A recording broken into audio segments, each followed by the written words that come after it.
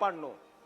आणि म्हणून जगत असताना आता कोरोना झाल्यानंतर 2 वर्षानंतर नाशिक परिसरामध्ये 28,000 नवीन लग्न झालेल्या युवकाचे आणि युवतीचे डिवोर्स झालेत गुरुजी. याला कारण फक्त फेसबुक आणि व्हॉट्सअप. फक्त पतीचा पत्नीवर विश्वास नाही आणि पत्नीचा पतीवर विश्वास नाही.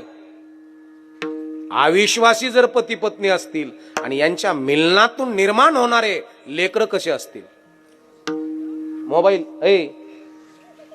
दिन ठेवून अजून मग तरी तो ढुंगण दूध असेल ना. ढुंगण दूध आहे तर तुला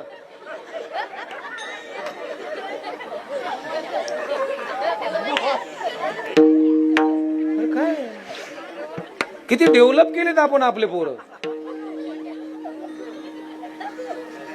किती डेव्हलप केलेत. एक लक्षात असू द्या माय बापांनो, आपल्या लेकराला काय द्यावं हे आईला आणि बापाला कळावं आणि कोणत्या वयात द्यावं हे कळावं. हे लक्षात ठेवा. आणि तुम्हाला जर तुमच्या लेकराला काय द्यावं हे कळालं नाही तर तुमचे लेकर तुमच्या देखत भीक मागतील.